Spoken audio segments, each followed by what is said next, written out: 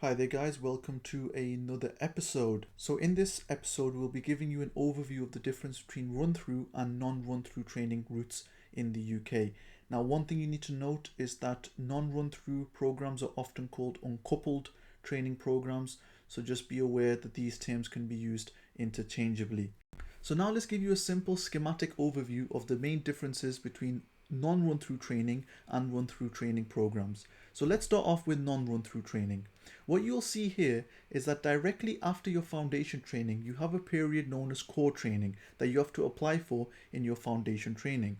But with non-run-through training, after your core training, you then have to reapply for your specialty training post, meaning that you have two applications to worry about after foundation training. Now on the flip side, run-through training, you only have one application, meaning you directly apply to the specialty of interest. And if you are successful, then technically your training progression should be uninterrupted. So now that we know the difference, let's go through some examples of non-run-through training programs. The first is internal medicine training, which replaced core medical training back in 2019. Now, internal medicine training can last between 2 or 3 years and is determined by which medical specialty you want to pursue. For example, if you want to do cardiology, then it is 3 years of internal medicine training. But if you want to do dermatology, then it's only 2 years of internal medicine training. Now, please don't worry, we explain this in a lot more detail in our dedicated videos about internal medicine training.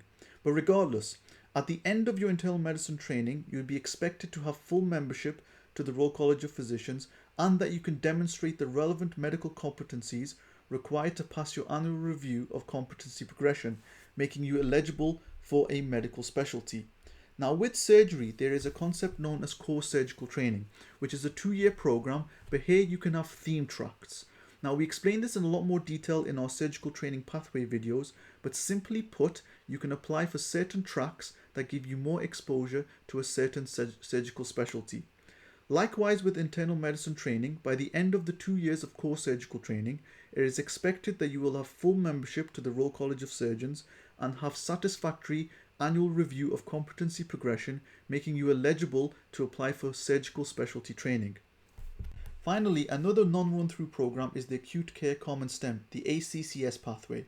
Now this is a 3-year program and it is the only recognized program for any trainees wishing to pursue emergency medicine as a specialty.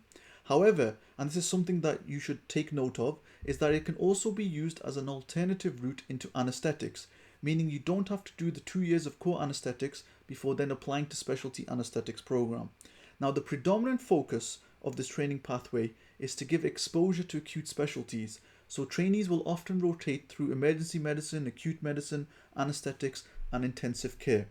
So here is just a summary of non-run-through training program, how it would work, and like I said, the main thing to take away from this is that you will have two applications. First, you'll have to apply in your foundation training to get into the core training, and then after you finished your core training, you would then have another application to get into your specialty training.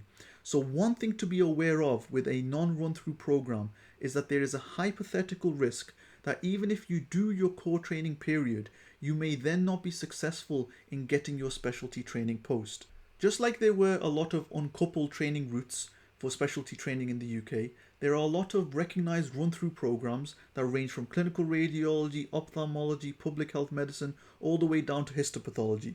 The key thing to note here is that you'll apply directly to these specialties in your foundation year 2 program, and once you're in, that's it, you've got your specialty training number. And here is a schematic of run-through training programs in a nutshell, where you can see that there is only one application required, and then if you're successful, you've got your specialty training number and are on your way towards consultancy. So you may be thinking after hearing all this, who cares? So what if you do a non-run-through or a run-through training program? Well, if you're set on a certain specialty and you know already that it's run-through or not, then it really doesn't matter. However, if you're unsure what to pursue specialty-wise, then yes, it really does matter. The reason for this is that there are a lot of positives for pursuing a run-through specialty program. For example, you'll only have one application, which reduces a lot of the burden, especially when you consider you'll be preparing for these applications while juggling the workload of being a junior doctor. But even more importantly, you minimize your risk of potentially doing an uncoupled training program and then not getting into a specialty post. Not getting into training can be quite daunting, since if you haven't got a plan ready, you're not really sure what to do. Do you do a locum job? Do you go out of training? Do a teaching job, etc., etc.? Now, there are more benefits. For example, one of the biggest additional benefits is that you can focus purely on the specialty. For example, if you get into neurosurgery, then you'll only be doing neurosurgical related training thereafter. Plus, once you're into a certain training deanery, you will know that you'll only be rotating through hospitals in that area, which gives you some stability, which contrasts non-run through, where you will have to potentially move for your core training, and then potentially once again you may have to move for your specialty training.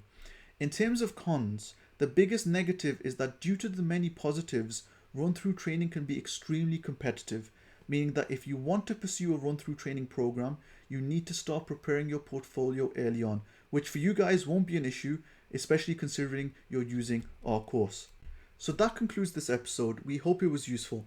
It's very important that you understand the difference between run through and non run through training.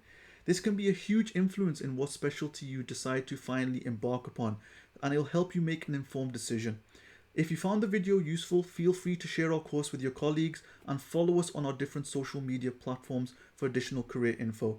If you have any questions, feel free to get in touch via the email shown.